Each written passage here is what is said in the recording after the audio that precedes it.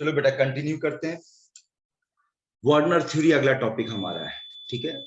वैसे वो ये जो थ्योरी आप पढ़ने जा रहे हो, ये थ्योरी पहली बार कोऑर्डिनेशन कंपाउंड का नॉलेज दिया था।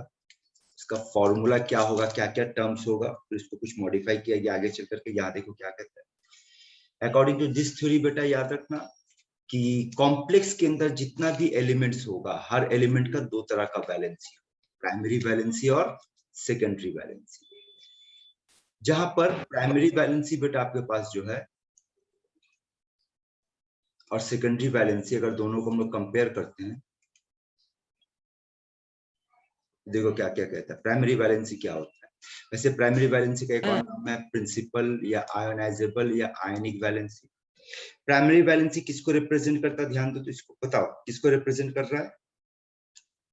Sir oxidation state of the central metal. ये याद रखना। अगर आज के दौर का टर्म के साथ कंपेयर करना है, पहले बेटा जब शुरू में कॉम्प्लेक्स कंपाउंड के बारे में जब पढ़ाई चल रहा था, तब ये oxidation state, coordination number term जैसा इस्तेमाल नहीं होता था।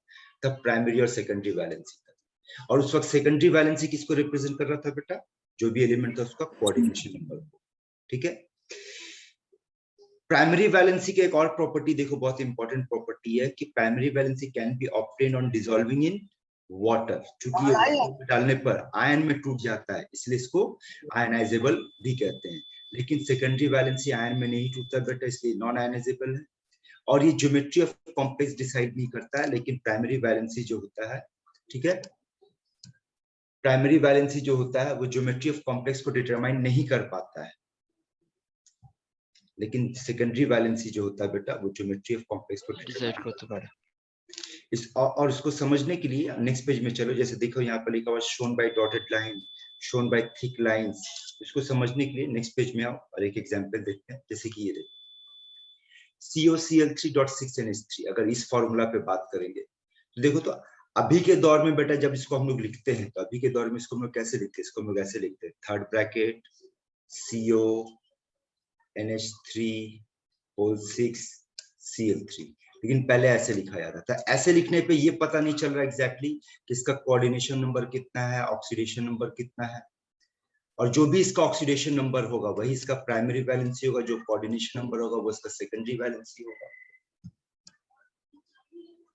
जैसे कि आप में से कौन बताएगा, कौन बेटा बताएगा, बोलो। इसको अगर आज के दौर में लिखना चाहे तो इस कंपाउंड को हम लोग को कैसे लिखना चाहिए, बोलो, कौन बताएगा, बोलो। স্যার পাঁচটা অ্যামোনিয়া কোঅর্ডিনেশন সিএল এর মধ্যে আরেকটা সিএল হবে 2Cl-। देखो यहाँ पर होगा कुछ ऐसा कि कॉम्प्लेक्स के साथ 5 अमोनिया, 1 Cl और 2 Cl2 बाहर। इसके हिसाब से इस अगर पूरे कॉम्प्लेक्स की बात करेंगे, ध्यान से देखो बेटा, इस अगर थर्ड ब्रैकेट की बात करेंगे तो इस थर्ड ब्रैकेट पे कौन सा चार्ज आएगा? +2, क्योंकि आखिरी में बेटा आपके पास -2 है, तो चार्ज उनका टाइम विल बी +2। यहाँ पे बेटा अगर आप कोबाल्ट का ऑक्सीडेशन नंबर निकालोगे तो +3 आएगा, तो इसका प्राइमरी वैलेंसी जो हो गया वो 3 हो गया। और कोबाल्ट के साथ देखो 6 लिगेंड अटैच है, यानी 6 लिगेंड अटैच होने का मतलब इसका कोऑर्डिनेशन नंबर कितना हो गया? 6 हो गया। इसका मतलब सेकेंडरी वैलेंसी इसका 6 माना जाएगा। और इसको प्रूफ के लिए कि जो फॉर्मूला हम लोग बोल रहे हैं वो फॉर्मूला सही है, इसके प्रूफ के लिए बेटा हमारे पास कई सारा मेथड है। जैसे कि ये देखो, COCl3.6NH3 के साथ जब AgNO3 को दिया गया तो 3 मोल AgCl प्रेसिपिटेट किया। 3 मोल AgCl प्रेसिपिटेट करने से क्या प्रूफ होता है बेटा? कि कॉम्प्लेक्स के बाहर 3 Cl था। लेकिन जब देखो अगर 2 मोल AgCl प्रेसिपिटेट हो रहा तो कॉम्प्लेक्स के बाहर 2 मोल क्लोरीन है। और अगर 1 मोल AgCl प्रेसिपिटेट हो रहा इसका मतलब कॉम्प्लेक्स के बाहर 1 Cl है। और अगर कोई प्रेसिपिटेट नहीं हो रहा उसका मतलब कॉम्प्लेक्स के बाहर कोई क्लोरीन नहीं है। तो with the help of AgNO3 और विद द हेल्प ऑफ, अगर आप लोग सॉल्यूशन चैप्टर पढ़े हैं तो वेंट ऑफ फैक्टर I, इससे भी साबित हो सकता है। आप में से देखिए आप कौन बताएगा? यहाँ से क्वेश्चन बनता है बेटा, बताना कि अगर इसकी बात करेंगे for this what is went of factor, बोलो तो I का वैल्यू क्या है? फर्स्ट वाले के लिए जो रेड सर्कल में दिया है ना, उसके बाद वाले का वेंट ऑफ फैक्टर बताओ बेटा। 3 उसके बाद 1 2 2, उसके बाद 1 1 है ना। तो वेंट ऑफ फैक्टर या number of moles of AgCl इससे हम लोग पता कर सकते हैं कि फॉर्मूला में एक्चुअली में कॉम्प्लेक्स के बाहर कौन और कितना सारा मौजूद है। जैसे देखिए यहाँ पर देखो, यहाँ पर येलो प्रेसिपिटेट मिल रहा है तो इसका मतलब बाहर क्लोरीन है, और अगर व्हाइट प्रेसिपिटेट मिल रहा है तो इसका मतलब साबित होगा कि बाहर, सॉरी, जब येलो है तो ब्रोमीन है और व्हाइट है तो क्लोरीन है। तो ये था बेटा वार्नर थ्योरी। चलिए नेक्स्ट टॉपिक पे हम लोग आ रहे हैं। नेक्स्ट टॉपिक क्या हमारा, आइसोमेरिज्म। जैसे कि बेटा आप लोग ऑर्गेनिक केमिस्ट्री में आइसोमेरिज्म पढ़े हैं, वैसे इनऑर्गेनिक केमिस्ट्री में आपके पास आइसोमेरिज्म दो तरह का होगा, स्ट्रक्चरल और स्टीरियो। और स्टीरियो के अंदर में बेटा आपके पास फिर से दो तरह का होगा, एक होगा ज्योमेट्रिकल और एक होगा ऑप्टिकल। तो स्टीरियो के अंदर आपको दो पढ़ना, GINOI। अब एक एक करके बात करते हैं बेटा, स्ट्रक्चरल से शुरू करते हैं। स्ट्रक्चरल के अंदर में जितना भी आइसोमेरिज्म आएगा बेटा उसका नाम पे ध्यान दो, ऊपर नाम पे ध्यान दो। अगर आप नाम पे ध्यान दोगे तो नाम से आपको सब कुछ समझ में आ जाएगा। जैसे कि इस वाले मॉलिक्यूल को देखो और इस देखो तो दोनों का फॉर्मूला सेम है, चेक करो क्या दोनों का फॉर्मूला सेम है? यस हाँ सर। सर। sir. लेकिन जब दोनों को आयन में तोड़ेंगे तो आयन में तोड़ने पर यहाँ पर एक कॉम्प्लेक्स पार्ट मिलेगा हमको, और एक पार्ट क्या मिलेगा बेटा, सल्फेट मिलेगा। जब Sulfate. इसको आयन में तोड़ेंगे तो एक आपको कॉम्प्लेक्स मिलेगा बेटा और एक आपको The ब्रोमाइड, bromide. है ना। तो ये दो डिफरेंट आयन जब आपको मिलेगा, फॉर्मूला सेम होगा, तो इस तरह का आयनाइजेशन को आप क्या कहोगे, आयनाइजेशन, आइसोमेरिज्म। अब देखो यहाँ से कई सारा और बात उठेगा, ध्यान से देखना। इस वक्त जो बेटा आप एग्जाम्पल देख रहे हैं, ये एग्जाम्पल NCERT का है। इस पे ऑलरेडी क्वेश्चन पूछा जा चुका। पहला क्वेश्चन, अब मेरा कुछ बताना बेटा, बताओ तो यहाँ पर कोबाल्ट का कोऑर्डिनेशन नंबर कितना है और यहाँ पे कोबाल्ट का कोऑर्डिनेशन नंबर कितना है, बताओ। सर দুটো তেই 6। 6. Yes, sir, 6. दुटो थे 6। अच्छा, NH3 तो मोनोडेंटेट होता है बेटा, अब BR भी मोनोडेंटेट होता है, इसलिए यहाँ पर 6 होगा।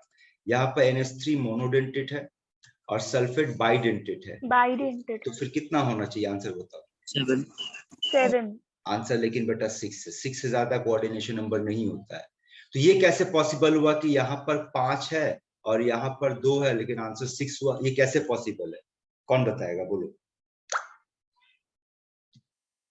पिछली क्लास में पढ़ा, बोलेगा सर इस हाँ मामले सर, में, फ्लेक्सिबल। हाँ सर, हाँ, ये फ्लेक्सीडेंटेड लिगैंड की तरह बिहेव कर रहा है, मतलब है तो 2 लेकिन अपना बिहेवियर कैसा शो करेगा बेटा, ये यहाँ पर 1, तभी तो ये 6 बनेगा, ठीक है। Yes sir. फ्लेक्सीडेंटेड का मामला था यहाँ पर, वो भी दिखा दिया आप लोगों को। चलिए दूसरा टाइप में, जैसे कि पहले भी बोले कि जितना भी आइसोमेरिज्म पढ़ेंगे बेटा हम लोग, जितना भी आइसोमेरिज्म पढ़ेंगे सबका नाम पे ध्यान दो, नाम से आपको बात समझ में आ जाएगा। जैसे कि अगला देखो क्या, हाइड्रेट आइसोमेरिज्म। अब इस हाइड्रेट आइसोमेरिज्म में देखो तो तीनों एग्जाम्पल में तीनों का फॉर्मूला सेम है, चेक करो। तीनों में एक एक क्रोमियम है, 6 पानी और 3 क्लोरीन है। लेकिन आउट ऑफ 6 वाटर, पहले वाले में 6 जो है वो लिगेंड है, 5 ligand, 1 water of crystallization, 4 ligand, 2 water of crystallization. तो अगर इस तरीके का आइसोमेरिज्म होगा बेटा तो उसको आप किस नाम से पुकारोगे, हाइड्रेट आइसोमेरिज्म के नाम से पुकारोगे, ठीक है। नेक्स्ट देखो कोऑर्डिनेशन आइसोमेरिज्म। अब कोऑर्डिनेशन आइसोमेरिज्म में याद रखना कि इस तरह का आइसोमेरिज्म तब पाया जाता है जब दोनों ही पार्ट कॉम्प्लेक्स हो। देखो तो पॉजिटिव पार्ट भी कॉम्प्लेक्स है और यहाँ पर नेगेटिव पार्ट भी कॉम्प्लेक्स है, और इसका जो आइसोमर बनेगा, ये जो कंपाउंड है, इस कंपाउंड का जो आइसोमर बनेगा, उस आइसोमर के साथ आप कंपेयर करके लॉजिक बनाओ तो यहाँ हुआ क्या, पकड़ो क्या हुआ। Ligand exchange. লিগ্যান্ড ইন্টারচেঞ্জ হয়েছে। हाँ, उसके नीचे भी एग्जाम्पल चेक करो तो समझ में आ रहा, यस सर। मेटल और लिगेंड का कॉम्बिनेशन एक्सचेंज हो गया है ना। तो इस तरह का आइसोमेरिज्म को आप क्या कहोगे, कोऑर्डिनेशन आइसोमेरिज्म।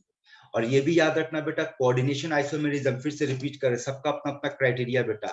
इस तरह का आइसोमेरिज्म तभी मिलेगा जब आपके पास पॉजिटिव पार्ट और नेगेटिव पार्ट दोनों ही क्या होगा, आपका कॉम्प्लेक्स होगा, तो मिलेगा।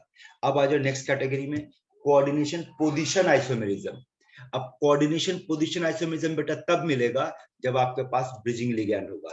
अब इसका लॉजिक पकड़ो, देखो लेफ्ट साइड में 4 अमोनिया है और राइट साइड में 2 अमोनिया 2 क्लोरीन। अगर एक क्लोरीन का पोजीशन इधर कर दिया जाए और एक अमोनिया का पोजीशन इधर कर दिया जाए तो देखो तो बेटा नीचे वाला कंपाउंड तैयार हो रहा है, चेक करो। Yes sir. Yes sir. है ना। यानी कि Yes, sir. Coordination position isomerism का पहले क्राइटेरिया सुन लो कब होगा, ये तब होगा जब ब्रिजिंग लिगैंड मौजूद होगा। और होगा क्या बेटा इसमें, तो होगा ये कि ब्रिज के दोनों तरफ, लेफ्ट और राइट जो भी साइड होगा, दोनों साइड में लिगैंड अपना पोजीशन चेंज करेगा। इस तरह का आइसोमेरिज्म को हम लोग क्या नाम से पुकारेंगे बेटा, coordination position isomerism. Isomerism. Clear है बेटा यहाँ तक। अगला पार्ट आता है Yes. बेटा लिंकेज आइसोमेरिज्म, बहुत इंपॉर्टेंट है, बहुत क्वेश्चन पूछ चुका और याद रखना इसका भी लॉजिक कि लिंकेज आइसोमेरिज्म का तब बातचीत होगा जब हमारे पास किस तरह का लिगैंड होगा, क्वेश्चन में Ambident.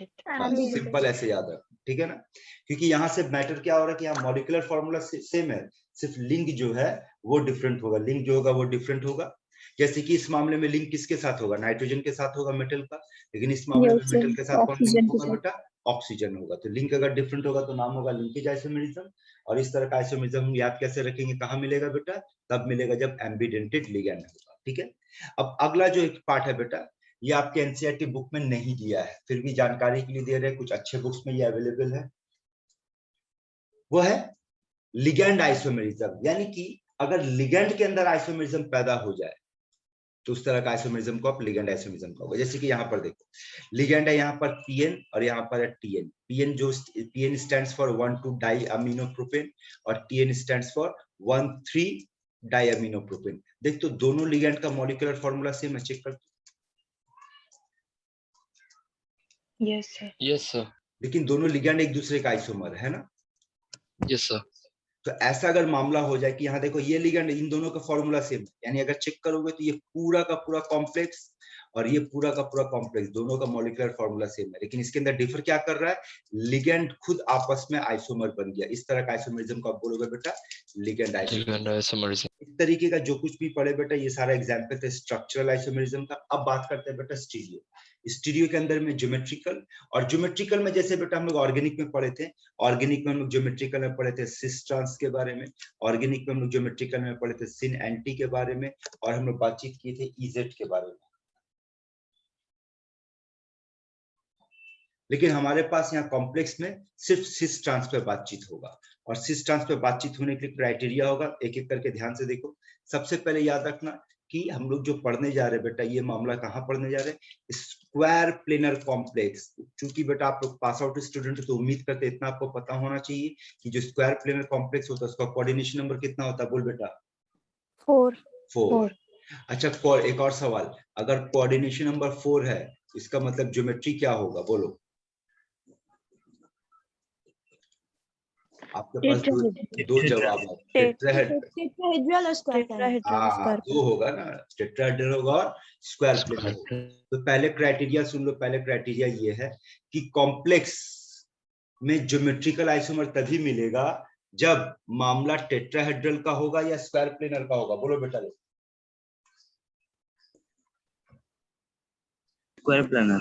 पहले ये फंडामेंटल दिमाग में बैठा लो कि सिर्फ कोऑर्डिनेशन नंबर 4 होने से नहीं होगा बेटा, कोऑर्डिनेशन नंबर 4 होने से नहीं होगा, उसके साथ साथ ज्योमेट्री का स्क्वायर प्लेनर भी होना जरूरी है। तो कुछ क्वेश्चन ऐसा भी होगा जहां आपको फंसाएगा कि सब कोऑर्डिनेशन नंबर 4 दे दिया और आपसे पूछेगी कि बताओ कौन है जो ज्योमेट्रिकल आइसोमर देगा। सबसे पहले तो बेटा आपको ये चेक करना होगा कि आपको क्वेश्चन में जो कोऑर्डिनेशन नंबर 4 दिया हुआ उनमें से कौन कौन है जो स्क्वायर प्लेनर है। स्क्वायर प्लेनर के अंदर में जाकर के फिर आपको चेक करना होगा इस तरीके का टाइप। अब टाइप समझो और कुछ लैंग्वेज पे ध्यान दो। यहाँ पर जो जिस कोड को हम लोग यूज करेंगे, सुनो, हम लोग कोड को यूज करेंगे अगर मान लो ABCD कैपिटल में लिखा हुआ या ABCD स्मॉल में लिखा हुआ, इस तरीके से लिखा होगा तो बेटा हर एक अल्फाबेट को आप मोनोडेंटेड लिगेंड मान के चलोगे। लेकिन अगर ऐसे लिखा हुआ AABB या ऐसे लिखा हुआ स्मॉल में AABB, तो बोलो आप इसको किस तरह का लिगेंड मानोगे, बाइडेंटेड लिगेंड मानोगे। और अगर ऐसे लिखा हुआ AB या स्मॉल में लिखा हुआ AB तो भी आप इसको बाइडेंटेड लिगेंड मानोगे। लेकिन इन दोनों बाइडेंटेड लिगेंड में फर्क ये होगा बेटा कि अगर A लिखा हुआ तो उसको आप सिमेट्रिकल बाइडेंटेड लिगेंड मानोगे और AB लिखा हुआ तो उसको आप अनसिमेट्रिकल बाइडेंटेड लिगेंड मानोगे। समझ में आ रहा कोड, बताओ। Yes, sir. COO minus CO minus कौन सा लिगेंड है ये? आपको बोले थे पिछले क्लास में कि बेटा लिगेंड तैयार होकर के आना। बोलो ये कौन सा लिगेंड है? इस लिगेंड का नाम बताओ। ऑक्सैलेटो, है ना? इस लिगेंड का नाम बताओ। Ethylene diamine. इस लिगेंड का नाम बताओ।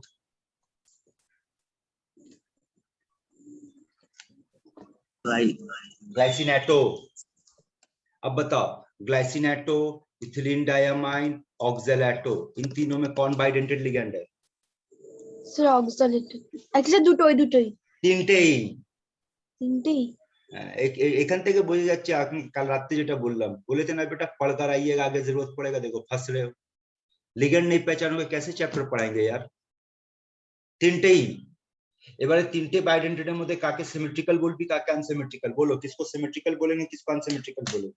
Ethylene diamine oxalato symmetric ethylene diamine oxalato ये दोनों देखो सिमेट्रिकल है। तो इस तरीके का, इसके लिए हम लोग किस तरह का सिंबल यूज करेंगे? डबल ए या डबल बी, स्मॉल में भी आप यूज कर सकते हो, लेकिन ये भी बाइडेंटेड लिगैंड है। और इसके लिए कैसा कोड यूज करेंगे बेटा? हम लोग ए बी जैसा कोड यूज करेंगे। ये कोड पे बात करते हैं, वापस टॉपिक पे आओ और सुनो। पहली बात ये आपको याद रखना है कि स्क्वायर प्लेनर कॉम्प्लेक्स अगर कोऑर्डिनेशन नंबर 4 होगा तो ही ज्योमेट्रिकल आइसोमर दिखेगा। कब दिखेगा? जब एक ऐसा कॉम्प्लेक्स होगा जिसमें एक मेटल, दो bidentate ligand, sorry monodentate ligand, दो और मोनोडेंटेड लिगैंड, इस तरीके का कॉम्प्लेक्स अगर होगा तो वो ज्योमेट्रिकल शो करेगा। जैसे कि ये देखो, ये बीच में मेटल है, ये रहा बी और बी, ये रहा ए और ए, अगर इस पोजीशन पे होगा तो इसको ट्रांस कहेंगे। ये रहा मेटल, यहाँ पर दोनों बी सेम साइड में, दोनों ए सेम साइड में होने का मतलब आप उसको क्या बोलोगे? सिस बोलोगे। जैसे ये रहा इसका एग्जाम्पल, देखो तो एग्जाम्पल देख करके समझ में आ रहा है? किसी को कुछ डाउट है? ना सर। अब सुनो, वैसे इस मॉलिक्यूल का आयुपेक नेम देखो यहाँ पर ले दे दिया, PtCl2NH3 का आयुपेक नेम है डायमाइन क्लोरोप्लैटिनम 2। ठीक है, वैसे डायमाइन क्लोरोप्लैटिनम 2 ये थोड़ा सा याद करो बेटा, इस पे क्वेश्चन पूछा जा चुका, आपको रट के रखना है। This molecule is also known as, common name is known as platin. इसका कॉमन नेम प्लैटीन है, और इसका कॉमन नेम हो गया सिस प्लैटीन, और इसका कॉमन नेम क्या होगा बेटा? ट्रांसप्लैटीन। ठीक है, साथ में ये याद रखना कि cisplatin is used as anti cancer drug. इस पे ऑलरेडी क्वेश्चन पूछा है बेटा, एप्लीकेशन बेस्ड क्वेश्चन से ये क्वेश्चन पूछा गया, याद रखना आपको कि सिस्प्लैटिन जो होता है वो एंटी कैंसर ड्रग के तौर पे यूज किया जाता है। एनीवे, हम लोग ज्योमेट्रिकल आइसोमर पढ़ रहे थे, ज्योमेट्रिकल आइसोमर का पहला पार्ट पे ध्यान रखना कि जो Ma2B2 टाइप होगा वो आपको GI शो करेगा। आपके एग्जाम में ऐसी सवाल पूछेगा बेटा, कौन क्या शो करेगा। नेक्स्ट कैटेगरी देखो, नेक्स्ट कैटेगरी ये Ma2BC। देखो यहाँ भी कोऑर्डिनेशन नंबर 4 है, लेकिन एक मेटल, दो मोनोडेंटेड लिगैंड, एक और मोनोडेंटेड लिगैंड, एक और मोनोडेंटेड लिगैंड। जैसे देखो ये मेटल हो गया, दो मोनोडेंटेड लिगैंड, एक और मोनोडेंटेड लिगैंड, एक और मोनोडेंटेड लिगैंड। इस मामले में अगर आपको सिस और ट्रांस पकड़ना है तो आपका ध्यान दो मोनोडेंटेड लिगैंड पे होना चाहिए, यानी कि इस पे होना चाहिए। देखो अगर ये दोनों सेम साइड में आ गया तो नाम सिस, इसको देखने का जरूरत नहीं है। और बेटा अगर यही दो ऑपोजिट साइड में चला गया तो नाम ट्रांस। कैटेगरी पकड़ो कैसे हुआ। पहला कैटेगरी हम लोग पकड़े Ma2B2, दूसरा कैटेगरी हमारे पास आया Ma2BC, तीसरा कैटेगरी होगा बेटा MABCD। अगला कैटेगरी पे चलते हैं हम लोग, MABCD। अब इस MABCD में ये पहली बात याद रखना कि इस तरीके का मॉलिक्यूल में सिस और ट्रांस जैसा टर्म हम लोग यूज नहीं कर सकते, क्योंकि वो लॉजिक यहाँ बैठे गए हैं। आपको सिर्फ इतना याद रखना है, और यहाँ से जो क्वेश्चन बनता है वो ये है कि MABCD टाइप टोटल कितना आइसोमर देगा? Answer is 3। ये याद रखना, MABCD जो होगा वो टोटल 3 आइसोमर देता है। ठीक है, यहाँ तक समझ में आया बेटा लोग? अब चौथा देखो, चौथा जो कैटेगरी का टाइप अगर हम लिखना चाहें तो आप लोग टाइप बताना, तो क्या टाइप लिख रहे? MAB2। बोल क्या लिख रहे? ये कौन सा टाइप है? सिमेट्रिकल। हाँ, यानी क्या ऐसा केस जहां पर एक मेटल होगा और दो अनसिमेट्रिकल बाइडेंटेड लिगैंड होगा, है यहाँ पर। अब जैसे इसका स्ट्रक्चर से समझे, यहाँ देखो देखो, बोलो ये AB कौन है? अनसिमेट्रिकल बाइडेंटेड लिगैंड है। AB जो है अनसिमेट्रिकल बाइडेंटेड लिगैंड है, और ये रहा मेटल। तो बेटा ये इसके साथ कोऑर्डिनेट बॉन्ड बनाएगा, और ये इस तरफ से। अगर ऐसे लिखा होगा, या फिर मान लो एक ऐसा पॉसिबल है कि ये आपके पास AB एक अनसिमेट्रिकल और ये रहा एक AB, तो ये यहाँ से कोऑर्डिनेट बॉन्ड बनाया, ये यहाँ से कोऑर्डिनेट बॉन्ड बनाया। तो बोल इस वाले का नाम क्या होगा? सिस ना ट्रांस? और ये वाले का नाम ट्रांस है ना। इसका अब एग्जांपल यहाँ पर देखो बेटा, क्या एग्जांपल दिया? PTGLY। GLY का मतलब ग्लाइसिनेटो। ग्लाइसिनेटो का मतलब क्या फॉर्मूला बताया था अभी? NH2CH2CO- है ना। तो देखो तो ये है NH2CH2CO माइनस, यहाँ देखो NH2CH2CO माइनस, यहाँ देखो NH2CH2CO माइनस, यहाँ से देखो NH2CH2CO माइनस। अब अगर इसके डायग्राम में थोड़ा सा ध्यान दो तो सिस क्यों बन रहा, ट्रांस क्यों बन रहा, समझ में आ रहा लॉजिक? ध्यान दो। Yes sir. है ना, यहाँ पर देखो CH2 NH2 सेम साइड में है, CO माइनस सेम साइड में, तो सिस हो गया। यहाँ CO माइनस ऑपोजिट साइड में बेटा, और यहाँ CH2 NH2 ऑपोजिट साइड में, इसलिए इसको आप ट्रांस कहोगे। तो हमारे पास कितना कैटेगरी हो गया बेटा? 4 हो गया है ना। क्या क्या हुआ? Ma2B2, फिर था Ma2BC, फिर था बेटा MABCD, और अभी हम लोग क्या पढ़े? MAB2। ये 4 कैटेगरी है जो आपको क्या देगा? कोऑर्डिनेशन नंबर 4 है, और आपको ज्योमेट्रिकल आइसोमर शो करेगा। अब देखो यहाँ पर कुछ चीज आपके लिए खाना बेटा रेडी बनाकर रख दी है। एग्जाम में ऐसा भी सवाल पूछता है कि कौन सा मॉलिक्यूल कितना आइसोमर बनाएगा। एग्जाम में उतना निकालने का टाइम नहीं है, तो सुनो, Ma4 नहीं बनाएगा, Ma3B नहीं बनाएगा, Ma2B2 अभी अभी पढ़े, बनाएगा और 2 देगा, एक सिस एक ट्रांस। Ma2BCD अभी भी पढ़े, 2 देगा, एक सिस एक ट्रांस। और MABCD में क्या पढ़े बेटा? 3 पढ़े, 3 देगा। और इसमें हम लोग क्या पढ़े? 2 देगा। ऐसा भी मॉलिक्यूल होगा तो 2 देगा बेटा, और ऐसा मॉलिक्यूल होगा तो 2 देगा, बाकी कोई नहीं देगा। तो कौन देगा कौन नहीं देगा आपके नोट्स में बेटा इस तरीके का पूरा एक चार्ट बना करके दे दिए, वहां से ध्यान दो। तो हम लोग कोऑर्डिनेशन नंबर किस पे बात किए? कोऑर्डिनेशन नंबर 4 पे बात किए। अब देखो तो कोऑर्डिनेशन नंबर किस पे बात करने जा रहे हैं हम लोग? 6। अब कोऑर्डिनेशन नंबर 6 में बेटा आपको कई सारा चीज समझना है, इसका खेला बहुत बड़ा है। कुछ एग्जाम्पल्स दिखाएंगे, बाकी चार्ट से याद रखना। पहले ये ध्यान दो कि यहाँ पर सिस और ट्रांस को कैसे पढ़ना, स्टडी करना है। कोऑर्डिनेशन नंबर 6 तो कैसा कॉम्प्लेक्स हो गया बेटा? Octahedral complex. And I hope कि आपको पता होना चाहिए ऑक्टाहेड्रल कॉम्प्लेक्स कैसे बनाना है। आपके पास सेंट्रल एलिमेंट होगा, एक स्क्वायर बनाएंगे बेटा, ऊपर एक जाएगा नीचे एक जाएगा। समझ में आ रहा ऑक्टाहेड्रल कैसे बनाना? देखो तो, ठीक है ना। एक स्क्वायर बनाना बेटा, मैंने याद रखना एक्चुअली ऑक्टाहेड्रल कॉम्प्लेक्स कुछ और नहीं बेटा, स्क्वायर प्लेनर का ही एक्सटेंडेड फॉर्म है। स्क्वायर प्लेनर में क्या होगा? आपके पास सारा का सारा एक स्क्वायर पे प्रेजेंट होगा, बस इसके ऊपर एक चले जाओ नीचे एक चले जाओ तो ये किस में कन्वर्ट हो जाएगा? ऑक्टाहेड्रल में कन्वर्ट हो जाएगा। अब ऑक्टाहेड्रल कॉम्प्लेक्स में पहला जो टाइप है वो है हमारे पास Ma4B2। अब Ma4B2 का मतलब क्या हो रहा है? एक मेटल होगा, 4 एक जैसा मोनोडेंटेड लिगैंड होगा, और 2 एक जैसा मोनोडेंटेड लिगैंड होगा। अब इसमें अगर बेटा यहां ध्यान दो, इसमें अगर चारों का चारों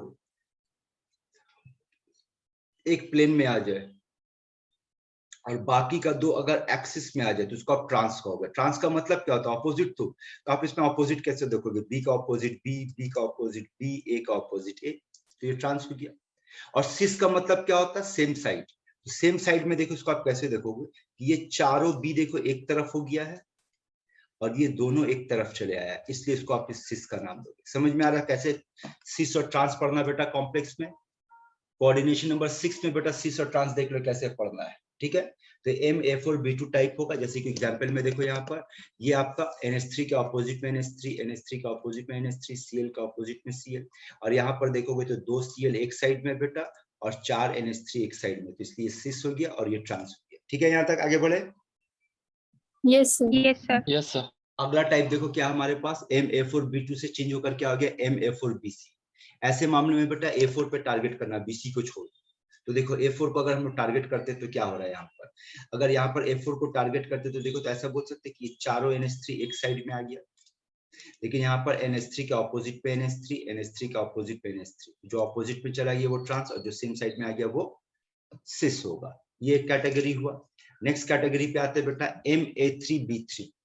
इसको और अच्छे से समझो क्योंकि कॉम्प्लेक्स में कोऑर्डिनेशन नंबर 6 में ये ज्यादा इंपॉर्टेंट है। और Ma3B3 में अगर आप ध्यान दोगे तो यहाँ पर सिस ट्रांस जैसा टर्म यूज नहीं होता बेटा, यहाँ पर यूज होता है फेशियल, शॉर्ट में फैक कहते हैं, मेरिडायगोनल,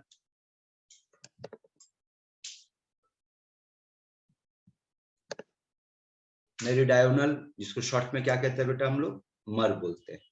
अब फेशियल किसको कहेंगे, मेरिडायगोनल किसको कहेंगे? पहले वो लैंग्वेज को देखो, यहाँ पर देखो, इस वाले डायग्राम को देखो, यहाँ ध्यान देना।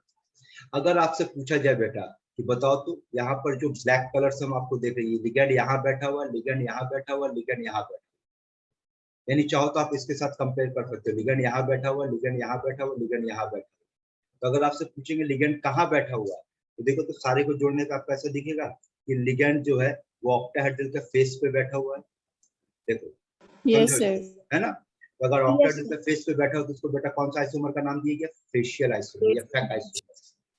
लेकिन मेरिडोनल में देखो क्या होगा, देखो फॉलो करना, ये देखो ये लाइन और इसको ऊपर से मिला, ये वाला मेरिडायनल हो रहा, समझ में आ रहा, देखो तो नीचे से भी पकड़ो वैसे आएगा, देखो तो दोनों ए और फिर नीचे से ऐसे आ रहा है, देखो ये दोनों ए नीचे से ऐसे आ रहा है। ऐसा अगर पोजीशन होगा तो आप इसको क्या कहोगे, मेरी डायगोनल कहोगे। और जब इसको हम लोग कॉपी में लिखते हैं बेटा तो लिखने का तरीका देख लो। फेशियल में क्या करेंगे, 3 सीएल एक तरफ, मतलब 3 लिगेंड एक तरफ और 3 लिगेंड एक तरफ, तब वो फेशियल माना जाएगा। और मेरिडोनियल क्या माना जाएगा, 2 ऑपोजिट में होगा, बाकी ऐसा होगा, इसको मेरिडायगोनल माना जाएगा। एनीवे आपको ये याद रखना है कि MA3B3 शो करेगा, और शो करेगा तो किस तरीके का शो करेगा, 2 करेगा, एक का नाम होगा फैक और एक का नाम होगा मर। अगला टाइप देखो क्या है तुम्हारे पास, MAA2B2। AA2 का मतलब बोल, symmetrical bidentate. Symmetrical bidentate ligand, है ना। और B2 लो या उसके जगह BC लो, दोनों में एक ही होगा, यानी आपका फोकस AA2 पे होगा। अब जैसे इसका एग्जांपल देखो, AA2 की जगह क्या लेंगे बेटा, हम लोग इथिलीन डायमाइन लेंगे। इथिलीन डायमाइन कैसा लिगेंड है, बाइडेंटेड लिगेंड है। अब यहाँ पर देखो इथिलीन डायमाइन, यहाँ पर देखो तो इथिलीन डायमाइन के ठीक ऑपोजिट में कौन बैठा हुआ है, इथिलीन डायमाइन, तो ऑपोजिट में चला गया, इसका नाम हो गया ट्रांस। और यहाँ पर देखो 2 इथिलीन डायमाइन आपका सेम साइड में है और 2 क्लोरीन बेटा आपका सेम साइड में, तो इसको आप किस नाम से पुकारोगे, सिस। वैसे यहाँ पर कोई प्रेशर नहीं बेटा, बोर्ड एग्जाम होता तो आपको ये सब ड्रॉ करना पड़ता है, ये सारा स्ट्रक्चर, क्योंकि कंपेटिटिव एग्जाम में तो सिर्फ पैटर्न को पकड़ो कि कौन किस तरफ है और कैसे समझना है, ठीक है। और ये वाला इंपॉर्टेंट भी है, इसको याद रखना, अभी फिर आने वाला, ये दोबारा आएगा, इंपॉर्टेंट है। कौन सा टाइप इंपॉर्टेंट है, MAA2B2। नेक्स्ट क्वेश्चन है, चलो तो बेटा आंसर दोगे जरा, फटाफट आंसर दो।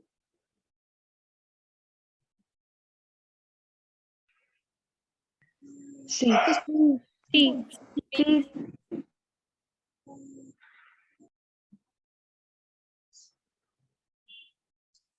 है ना, अभी ये शो नहीं करेगा ज्योमेट्रिकल आइसोमर। नेक्स्ट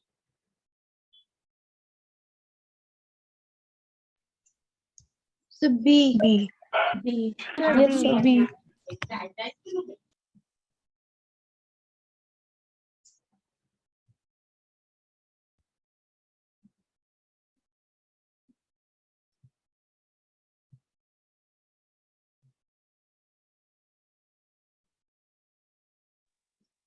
सी। C. सी गलत जवाब।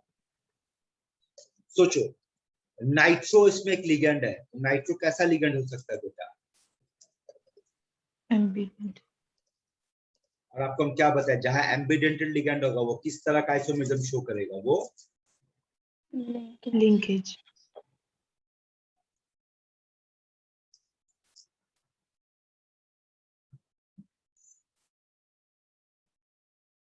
A. बाकी लोग बोलो और कोशिश करो। A.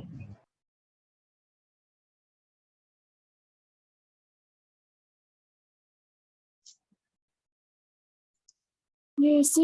है ना, देखो ना क्या बोला, 2 मोल AgNO3 मिला, थोड़ी देर पहले पढ़ाए थे ना, जितना मोल AgNO3 यूज होगा 2 मोल AgCl मिला, 2 मोल यूज किए 2 मोल AgCl मिला, तो जितना मोल AgCl मिलेगा इसका मतलब क्लोरीन उतना ही बाहर होगा, 2 क्लोरीन बाहर है। और देखो बेटा इसमें नहीं, अच्छा ऑप्शन डी क्यों नहीं होगा सर कोऑर्डिनेशन नंबर तो 5 हाँ, है। अगर आप देखोगे तो यहाँ पर कोऑर्डिनेशन नंबर 5 है, जो कि नहीं होगा, होने से कोऑर्डिनेशन नंबर कितना होता है बेटा कोबाल्ट का, 6 होता है, इसका आंसर ए होगा। बोलो इसका आंसर,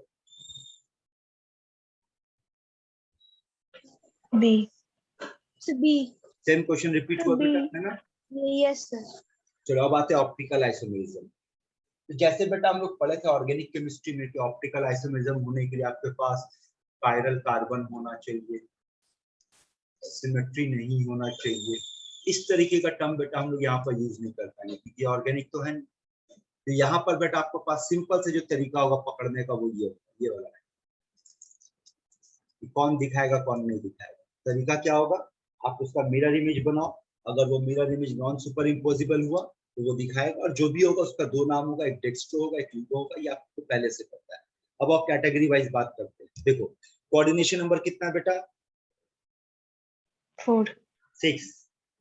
ध्यान से देखो क्या पढ़े थे आपको? 6 है ना?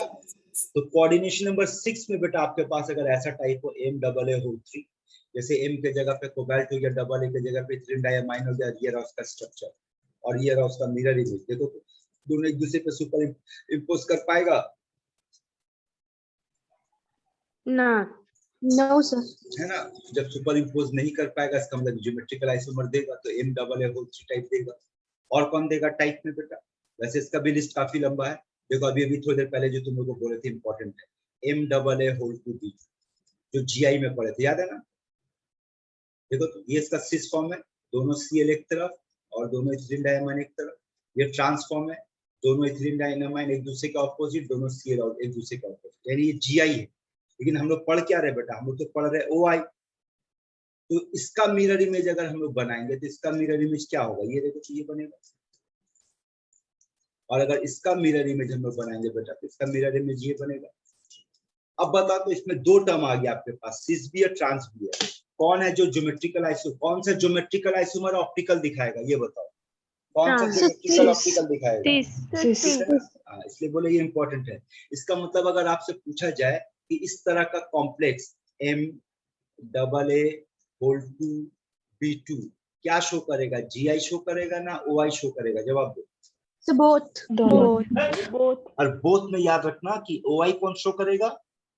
So cis. ट्रांसकी शो करेगा। ठीक है, तीसरे नंबर पे आ जाओ। देखो क्या MAA-B2C2, यानी एक ऐसा केस जहां पर एक मेटल होगा, एक सिमेट्रिकल बाइडेंटेड लिगेंड होगा, दो मोनोडेंटेड लिगेंड होगा, दो और मोनोडेंटेड लिगेंड होगा। इस केस में आप अगर इसका स्ट्रक्चर बना करके देखो तो क्या दोनों एक दूसरे के साथ सुपर इम्पोजिबल होगा? No sir. इसका मतलब ये भी ऑप्टिकल देगा। तो बेटा ऑप्टिकल के लिए सिंपल सा तरीका, आपको जो मॉलिक्यूल दे दिया जाए उसका स्ट्रक्चर बनाओ और देखो उसका मिरर इमेज सुपर इम्पोज कर रहा है। तो एग्जाम में उतना भी टाइम नहीं होगा बेटा उसका आपके लिए। तो आपके लिए देखो ये खाना रेडी है। ये MA6 ज्योमेट्रिकल नहीं दिखाएगा, एनांशियोमर नहीं दिखाएगा, यानी टोटल को स्टीरियोआइसोमर शो नहीं करेगा, ये भी नहीं करेगा। लेकिन MA4B2 में दो ज्योमेट्रिकल दिखाएगा, ऑप्टिकल नहीं दिखाएगा, यानी टोटल स्टीरियो दो आइसो। जैसे कि लास्ट वाला देख क्या है, बोल। MABCDEF है कोऑर्डिनेशन नंबर 6। लास्ट वाला देख, है ना? उसमें 15 ज्योमेट्रिकल दिखाएगा, 15 ऑप्टिकल दिखाएगा, यानी टोटल स्टीरियो आइसोमर 30 हो जाएगा। तो कौन कहाँ कितना दिखाएगा बेटा, कौन नहीं दिखाएगा, टोटल कितना होगा, ये पूरा आपको चार्ट बनाकर दे दिया गया। घर पे बैठ के चाटते रहिए। देखो ये लिस्ट काफी लंबा है, तो ये सब आप लोग देख लेना बेटा, ये आपके नोट्स पे दिया हुआ कौन सा स्ट्रक्चर कितना कितना आइसोमर दिखाएगा। चलिए अब देखो क्वेश्चन आ भी गया आपके पास कि कौन सबसे ज्यादा नंबर ऑफ आइसोमर्स दिखाएगा। चलो तो कोशिश करो तो एक बार बोलो, पहला ऑप्शन कौन सा कैटेगरी है? MF4B2, यस सर, है ना? दूसरा कौन सा कैटेगरी है? MAAB4।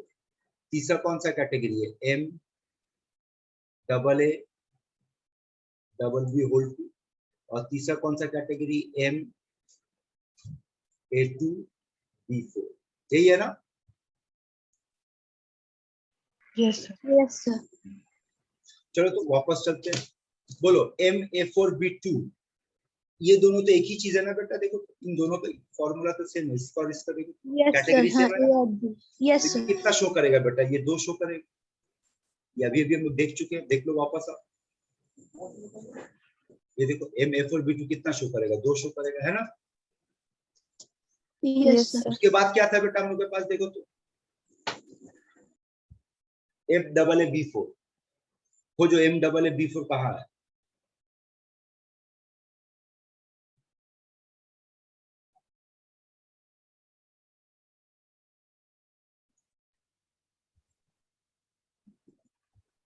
देखो ये है MAAB4।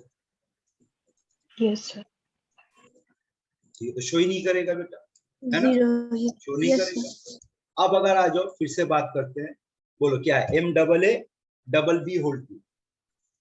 तो चलो तो खोजे M double A double B whole 2 है कोई यहाँ पर? ऐसा कोई ऑप्शन में है नहीं बेटा, देखो है यहाँ पर? हाँ sir.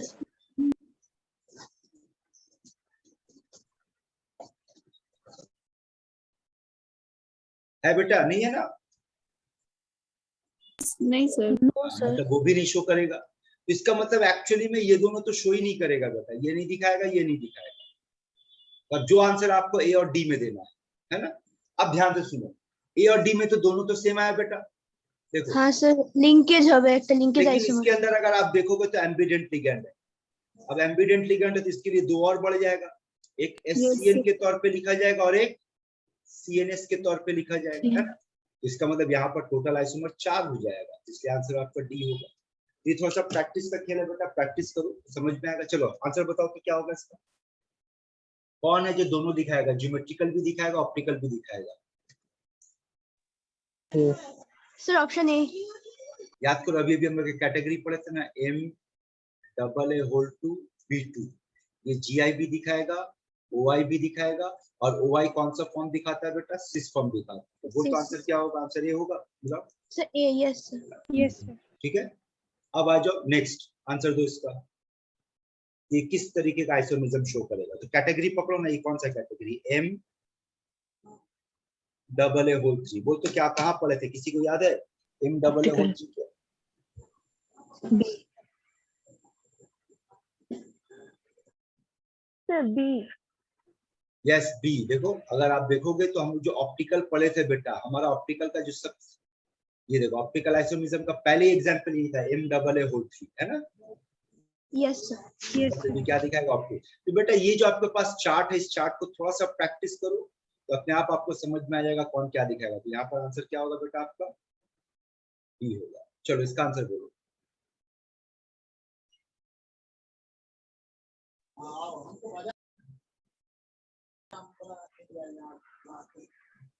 Sir option D. D. आप इसका स्ट्रक्चर ड्रॉ करके देखिए कौन सा कैटेगरी में आया बेटा? M sir A whole two B2। ठीक है। चलो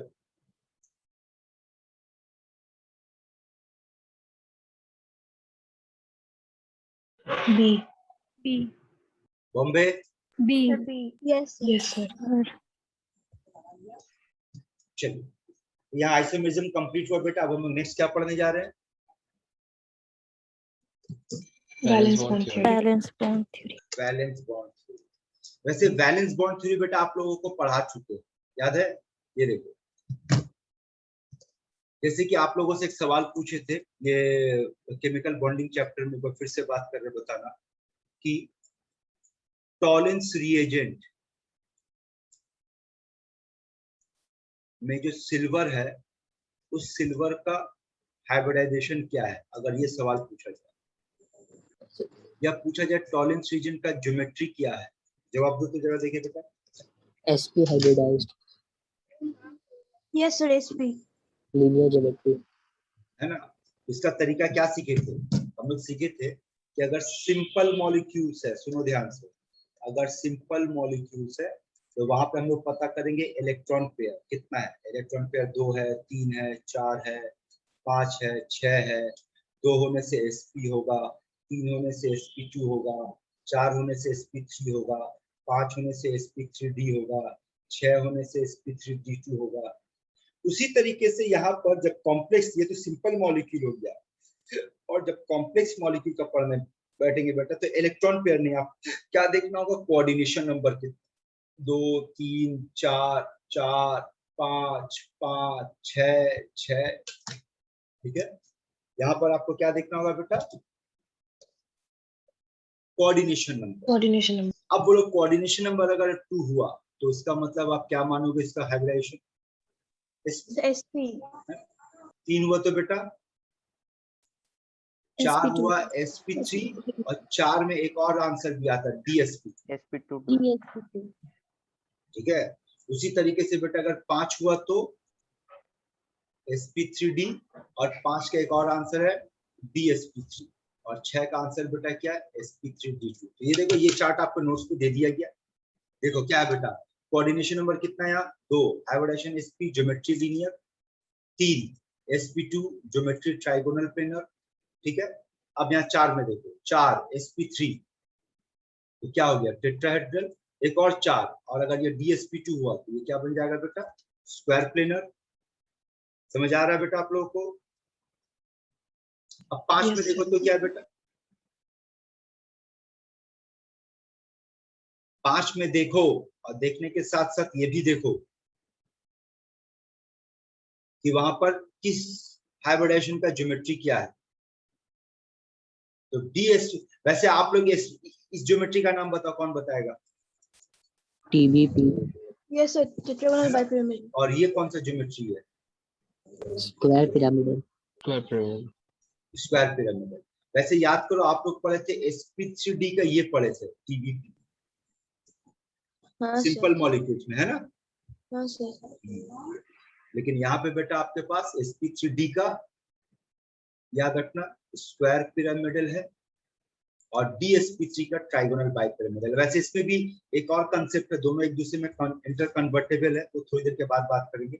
और अगर sp3d2 हुआ तो क्या है बेटा आपके पास, सर दुटोई ऑक्टाहेड्रल। हाँ, तब दुटी ऑक्टल, ये याद रखना है, ठीक है। अब देखो, आपको कम से कम इतना तो याद होगा,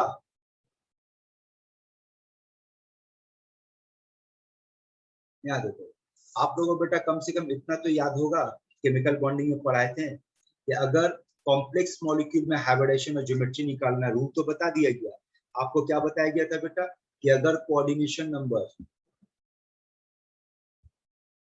सुन लो, 4 हुआ, कोऑर्डिनेशन नंबर 6 हुआ, सबसे ज्यादा क्वेश्चन बेटा इसी दो कोऑर्डिनेशन नंबर से आपसे पूछा जाएगा।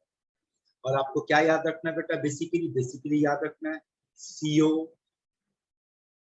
CN माइनस, NO, NO2, ये सब स्ट्रॉन्ग लिगैंड है। और स्ट्रॉन्ग लिगैंड क्या कर सकता है बेटा, बोलो, अनपेयर्ड इलेक्ट्रॉन को पेयर कर सकता है। पेयर कर सकता है, ठीक है। वैसे इस पे हम अभी ज्यादा बातचीत नहीं करेंगे। क्या आप लोगों को याद है कि ये चीज बेटा आप लोग हम पूरा पढ़ा चुके हैं, कहाँ पढ़ा है, yes sir, chemical bonding. Chemical bonding ही पढ़ा है ना। यहाँ पर कुछ लॉजिक पे बात करेंगे, वो सुन। केमिकल बॉन्डिंग में पढ़ा चुके बेटा, अगर ज्यादा डिटेल चाहिए तो आप केमिकल बॉन्डिंग में चलिए। फिलहाल आपके साथ कुछ शेयर करने जा रहे हैं, वो देखो, और थोड़ा सा लॉजिक को समझो। सोचो आपको एक ऐसा प्रॉब्लम सॉल्व करने बैठे बेटा, जिसका कोऑर्डिनेशन नंबर कितना है, 6।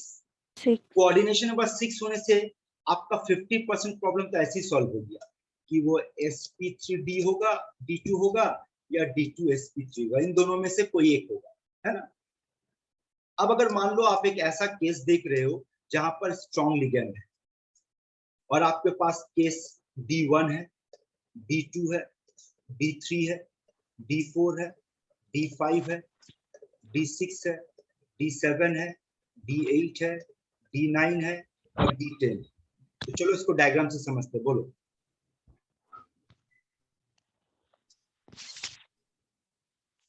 ये बेटा 3D हो गया, या D पकड़ लो, D के बाद ये S है, और S के बाद ये P है, और जरूरत पड़े तो इसके आगे ये अगर 3D होगा तो ये 4S होगा, ये 4P होगा, और इसके बाद 4D ले लेते, 4P।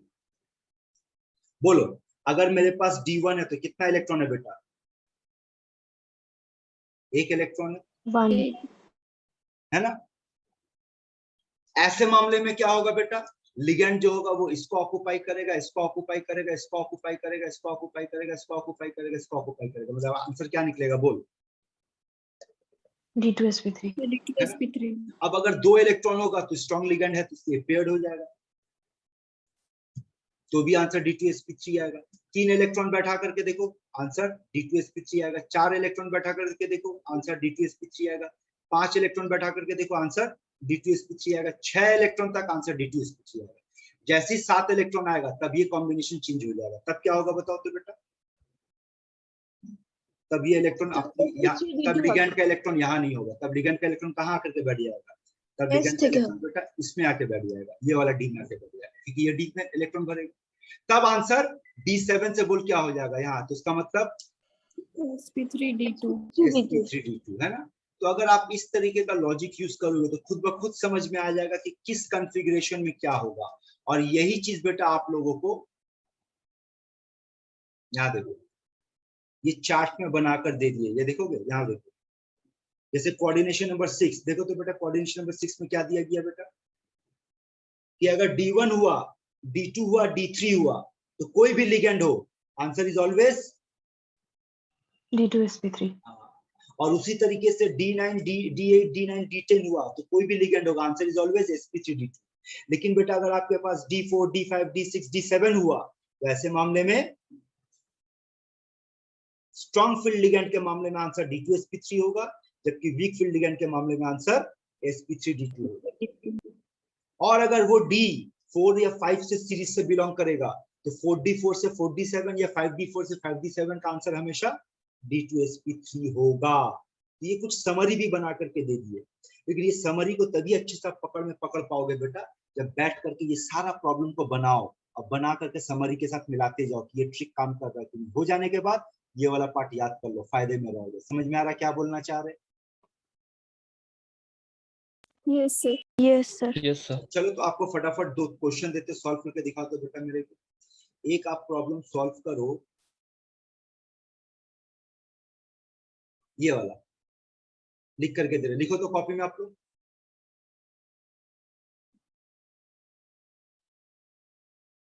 कुछ प्रॉब्लम दे रहे हैं, आप लोग उसको फटाफट सॉल्व करके दिखाओ। ये लो,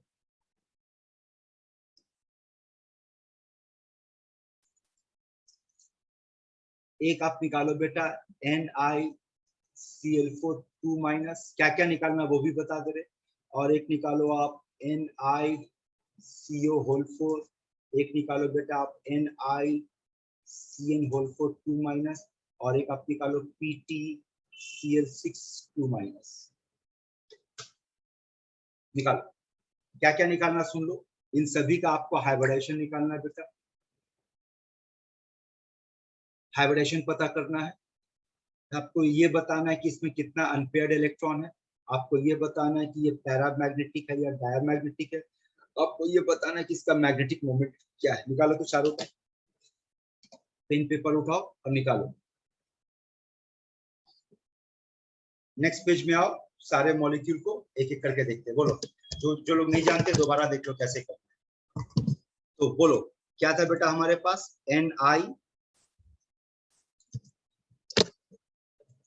Cl4 में Cl4, पहला वाला Cl4 था ना 2-। yes तो पहले स्टेप बाय स्टेप देख लो। बोलो क्या इसमें यहाँ पर निकल का ऑक्सीडेशन स्टेट क्या आएगा बेटा, +2। +2 का मतलब 3d8, और 3d8 की अगर बात करेंगे बेटा तो डायग्राम में क्या होगा, वीक लिगेंड है तो डायरेक्ट कर रहे बेटा 8 इलेक्ट्रॉन, 1 2 3 4 5 6 7 8, उसके बाद S ले लो, फिर P ले लो। अब आपके पास कितना लिगेंड है, 4 लिगेंड है, तो 4 लिगेंड के 4 घर ऑक्युपाई करो, 1 घर 2 3 4। तो क्या क्या ऑक्युपाई किए बेटा, 1 S और 3 P, तो आंसर क्या हो गया sp3। sp3 होगा, इसमें ये टेट्राहेड्रल होगा। यहाँ पर कितना अनपेयर्ड इलेक्ट्रॉन अकाउंट करो, तो 2 अनपेयर्ड इलेक्ट्रॉन होगा। अगर 2 अनपेयर्ड इलेक्ट्रॉन हुआ इसका मतलब बेटा ये पैरामैग्नेटिक होगा।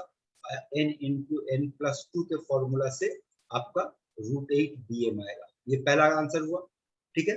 सेकंड में कौन सा मॉलिक्यूल था, बोलो। NiCO4 NiCO4, ये ना। अब yes sir. NiCO4 में निकल का ऑक्सीडेशन स्टेट बेटा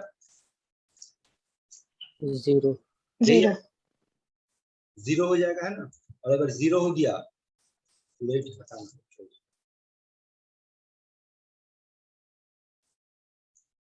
तो हमारे पास है NiCO4। अब यहाँ देखो क्या होता है इस मामले में। आपका मामला ऐसा बेटा कि निकल का ऑक्सीडेशन स्टेट क्या है, 0 है। 0 का मतलब क्या होगा इसका, बोलो 3d8 होगा और 4s2 होगा, है ना। अब अगर इसका डायग्राम बनाएंगे तो कैसा लिगेंड है बेटा, बोलिए।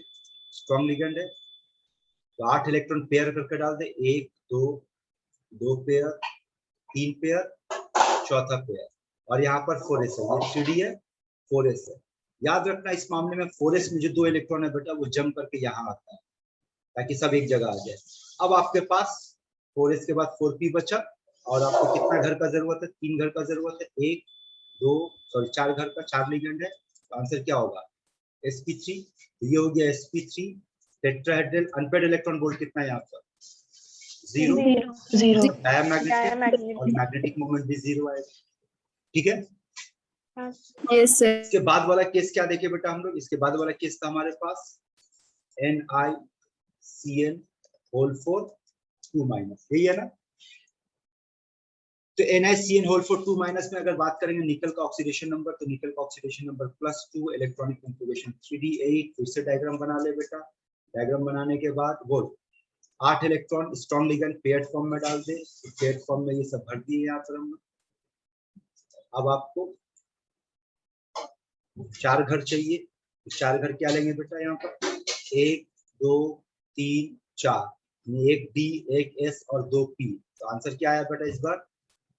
DsP2 square planar, unpaired electron, 0 diamagnetic magnetic moment से। ठीक है, और उसके बाद क्या देते बेटा सबसे आखिरी में? PtCl6 2 माइनस, यानी यहाँ पर प्लैटिनम 4 प्लस, 4 प्लैटिनम 4 प्लस का इलेक्ट्रॉनिक कॉन्फ़िगरेशन 5d6। अब ये D बना लिए बेटा, 5d बना लिए। बोलो कैसा लिगेंड है? Cl कैसा लिगेंड है? So weak field. Week ligand है। अभी हम लोग पढ़े थे ना बेटा, देखो दिया क्वेश्चन, इस वाले क्वेश्चन में हम लोग Cl को क्या लिगेंड लिए? ये वाला क्वेश्चन क्या लिगेंड है? Weak field. Weak field ligand है। Cl6 क्या लिगेंड होगा? स्ट्रॉन्ग फील्ड लिगेंड है। अभी अब समझो, पता है ये रूल? देखो क्लोरीन एक जगह पर वीक फील्ड लिगेंड है और एक जगह पर स्ट्रॉन्ग फील्ड लिगेंड है। तो रूल सुन लो, ये वीक फील्ड लिगेंड या स्ट्रॉन्ग फील्ड लिगेंड का कंसेप्ट सिर्फ 3D सीरीज पे एप्लीकेबल है। अगर 4D सीरीज है, 5D सीरीज है, तो रूल याद रखना, ऑल लिगेंड स्ट्रॉन्ग लिगेंड। समझा rule? Yes, sir. 3D series में बेटा आपको ये पकड़ना होगा कौन स्ट्रॉन्ग है कौन वीक है, लेकिन अगर 4D 5D में जाओगे तो all ligand is strong ligand. That means platinum के मामले में जो 6 क्लोरीन है बेटा यहाँ पर, ये आपका स्ट्रॉन्ग लिगेंड की तरह पे बिहेव करेगा। तो स्ट्रॉन्ग लिगेंड के तरह पे बिहेव करेगा मतलब क्या होगा? 3 इलेक्ट्रॉन है, तो आंसर D2sp3 हो जाएगा। क्योंकि आपको 2D खाली मिल रहा है। बोल रहे समझ में आया रूल सब? प्रैक्टिस करो बेटा, ये प्रैक्टिस का खेल। आपको हम दिखा दिए नोट्स पे कितना सब कुछ आपको दिया हुआ है, समझे? अब आपका काम है प्रैक्टिस करो। प्रैक्टिस करने के बाद अगर कहीं अटकते हो, फंसते हो, कोई डाउट होता तो उस पर बात करो। ठीक है, चलो आगे बात करो। तो बैलेंस बॉन्ड थ्योरी का कुछ एग्जांपल्स दिखा दिए, कैसे प्रॉब्लम बनाना वो दिखा दिए। अब यहाँ पर पढ़ो इसको, पढ़ो इसको।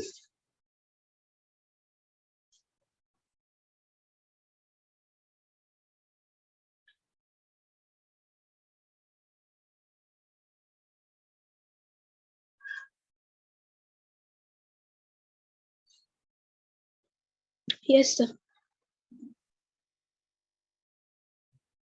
Yes, sir.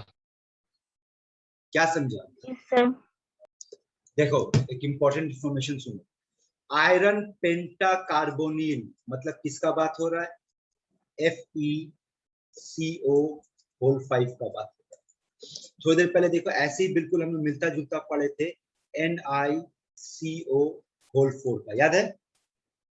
हाँ सर। NiCO होल 4 में याद करो तो क्या हुआ था? 2s का इलेक्ट्रॉन को उठा करके D में डालना पड़ा था। वही मामला यहाँ पे भी होगा। चलो थोड़ा सा इसको सॉल्व करते हैं। बोलो Fe, तो Fe यहाँ पर 0 है बेटा, और अगर 0 तो इसका इलेक्ट्रॉनिक कॉन्फ़िगरेशन क्या होगा? 3d6 4s2। 3d6 4s2 का अगर डायग्राम बनाएंगे तो ये रहा बेटा आपका 6 इलेक्ट्रॉन पेयर्ड में, और 4s का 2 इलेक्ट्रॉन भी इसी में डाल दो, तब आपको लाइन से घर खाली मिल जाएगा। ये S है और ये P है। यहाँ पर अब अगर आपको कितना लिगेंड है? 5 लिगेंड है। तो 5 लिगेंड के लिए 5 घर ऑक्यूपाई करो, 2 3 4 5, तो आंसर क्या आ रहा है? DsP3। और अगर DsP3 होगा तो इसका ज्योमेट्री क्या होगा? बोल। TBP। TBP है ना? और Yes, TBP sir. का मतलब क्या होगा? वहां पे इक्वेटोरियल पोजीशन होगा, एक्सियल पोजीशन होगा, याद है? हाँ सर। यही चीज आपको बताया जा रहा है कि पेंटर कार्बोनिल TBP फॉर्मेट में पाया गया है, लेकिन ये TBP के साथ साथ देखो ये इंटर कन्वर्टिबल है। किसमें किसके साथ इंटर कन्वर्टिबल है? तो TBP जो होता है बेटा वो कन्वर्ट हो सकता है स्क्वायर पिरामिडल में, और स्क्वायर पिरामिडल वापस TBP में कन्वर्ट होता है। इस कन्वर्शन को क्या नाम से पुकारा गया बेटा? रोटेशन। देखो ये होता कैसे, यहाँ डायग्राम पे ध्यान दो, ये देखो, क्या ये वाला डायग्राम TBP है बेटा? बोलो।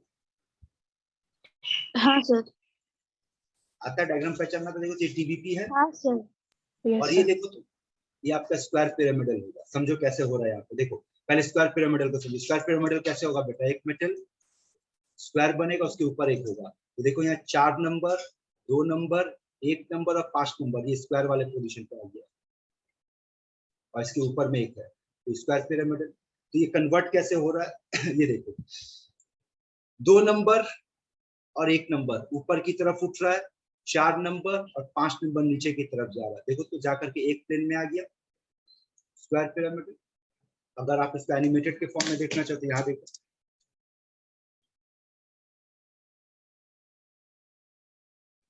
इस रोटेशन को किस नाम से पुकारोगे बेटा आप लोग? Very pseudo rotation. ठीक है, चलो आप कुछ क्वेश्चन का आंसर दो, इसको रहने दो, छोड़ दो, यहाँ से शुरू करो। चलो फटाफट आंसर दो तो देखिए। Option C. सी होगा, भी पढ़े ना बेटा हम लोग? Yes, sir. और यकीन मानो जो जो एग्जाम्पल अभी आपको क्लास में प्रैक्टिस कराए, सबसे ज्यादा क्वेश्चन बेटा उसी से पूछा गया है, उसको प्रैक्टिस में रखो।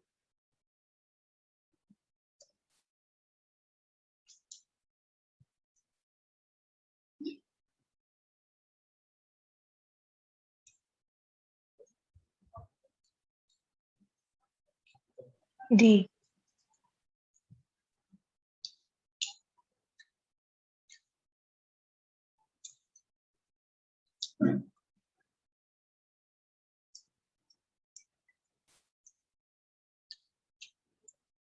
बोलो आंसर। D। A। सर ए होगा। अरे बेटा 2 मिनट पहले हम लोग पढ़े थे, ये टेट्राहेड्रल तो होता है, लेकिन ये डायमैग्नेटिक। डायमैग्नेटिक। हाँ सर।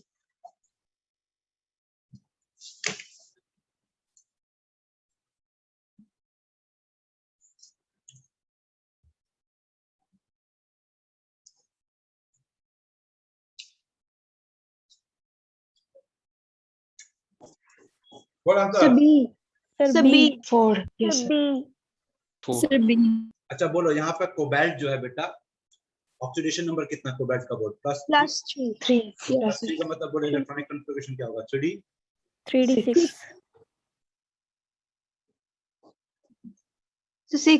6। और ये कैसा लिगेंड है? Weak field.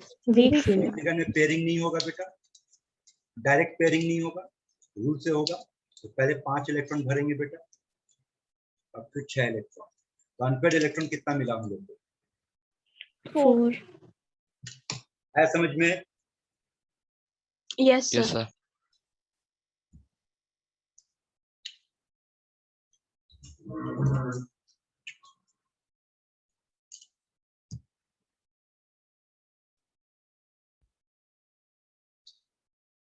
अरे अभी भी आप लोग बनाए, दिक्कत का आंसर बताओ। Tetrahedral. Option C. Yes. Okay.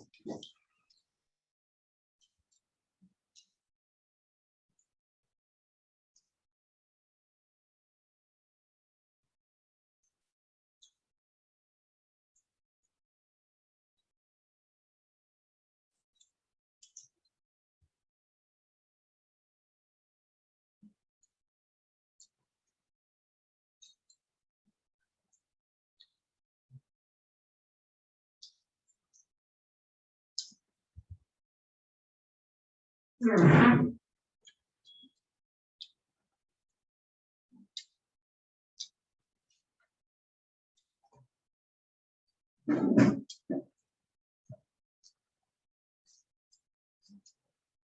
हुआ, बोलो आंसर बोलो। Sir option B. Option A. तो बी। बात करते हैं, यहाँ से एक एक करते, बोलो। यहाँ पर मोनोडेंटेड लिगेंड है, option A। यहाँ ये बाइडेंटेड लिगेंड है, तो बोल इसका कोऑर्डिनेशन नंबर कितना होगा? 7। और आपको हम थोड़ी देर पहले ही बता दी थी 7 नहीं हो सकता है, आंसर 6 होगा। मतलब यहाँ पर कार्बोनेट फ्लेक्सीडेंटेड लिगेंड का बिहेवियर शो कर रहा है। Okay sir. है ना? इसका मतलब बेटा आंसर सी और बी तो वैसी बात होगी आपका। कोऑर्डिनेशन नंबर 6 मिल गया। कोबाल्ट का ऑक्सीडेशन नंबर 3 होता है, तो ये भी बात हो गया, तो आंसर क्या होगा? ये होगा। समझे? Yes sir, yes. ये बड़ा जबरदस्त क्वेश्चन है, देखो तो कौन बनाएगा इसको।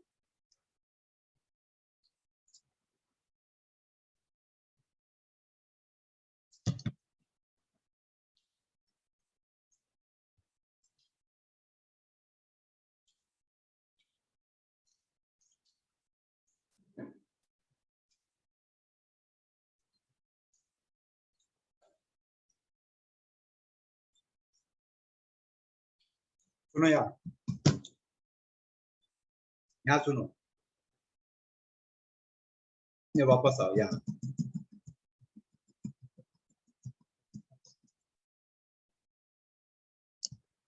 अगर आपसे पूछा जाए DSP2 में कौन सा डी यूज होता है, कौन बताएगा? बोल। Sir 3D। हमारे पास डी क्या क्या है पहले सुनो। DXY है, DYZ है, DZX है, DX² माइनस Y² है और DZ। ये 5 है ना? Yes sir. Yes sir. फिर 5 में से कौन सा डी यूज होता है? बोलो। DZ²। कौन सा? x² minus y²। अब इसका लॉजिक सुन लो, बड़ा सिंपल सा लॉजिक दे रहे हैं, बोलो। ये जो 5 डी है, इस 5 डी में कौन सा डी का ज्योमेट्री स्क्वायर प्लेनर होगा? तो ये बेटा है, इसका ज्योमेट्री स्क्वायर प्लेनर होता है। देखो तो कैसे इसका ज्योमेट्री याद करो तो कैसे पढ़े थे? ऐसा था, ऐसा था, है ना? इसका मतलब ये क्या है? स्क्वायर प्लेनर बन रहा है। देखो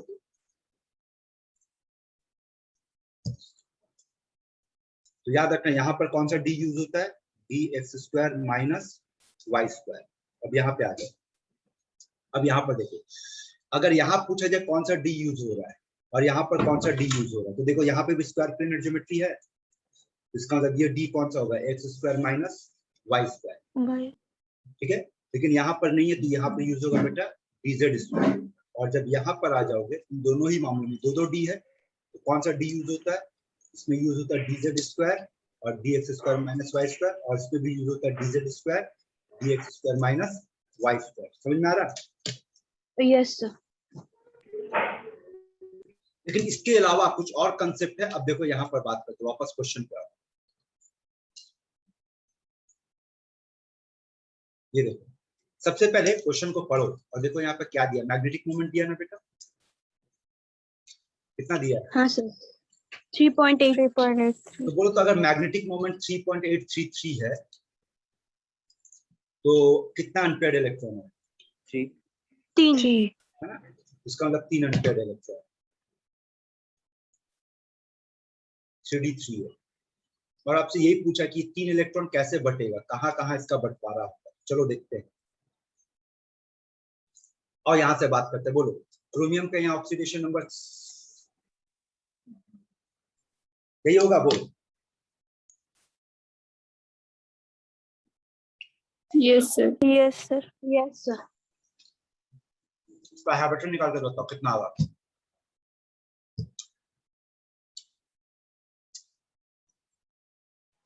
D2sp3। बोल, आ रहा ये? हाँ सर। तो ये आ रहा तो समझो तो कैसे हुआ होगा। ध्यान रखो,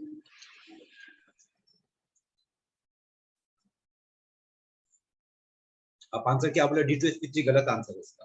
ये देखो कितना अनपेड इलेक्ट्रॉन है बेटा हमारे पास? सर 3। तो 3 अनपेड इलेक्ट्रॉन पेयरिंग होगा नहीं होगा तो ऐसे ही चला जाएगा बेटा। ये 3 है ना? हाँ सॉरी मेरा मिस्टेक हो गया, माय मिस्टेक, आंसर सही है D2। तो ये 2 D खाली मिल गया, तो ये D2 फिर एक S और एक 3। तो आपसे पूछा कि ये 3 इलेक्ट्रॉन कहाँ बैठा हुआ, आप बताओ तो आंसर क्या हो? ये 3 इलेक्ट्रॉन कहाँ बैठा हुआ है?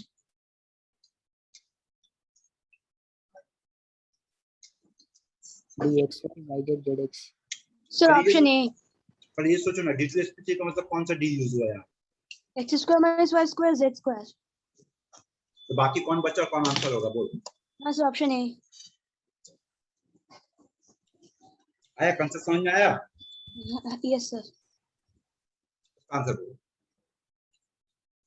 अच्छा एक लैंग्वेज बता दे, वैसे तो आपको पता होना चाहिए। सुनो, अगर sp3d2 लिखा जाए, अगर sp3d लिखा जाए तो इसको कहा जाता आउटर ऑर्बिटल कॉम्प्लेक्स।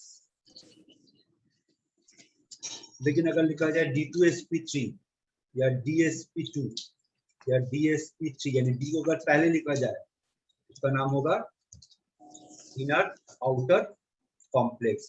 तो d को अगर बाद में लिखोगे तो आउटर ऑर्बिटल कॉम्प्लेक्स, अंदर लिखोगे तो इनर। आपसे पूछा कौन आउटर है, निकालो, सबका हाइब्रिडेशन निकालो।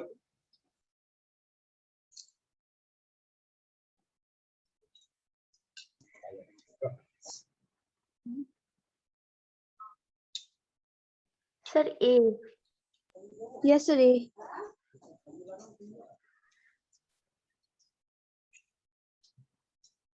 तो बेटा आज का क्लास यही तक। नेक्स्ट क्लास में क्या शुरू करने वाले बेटा हम लोग?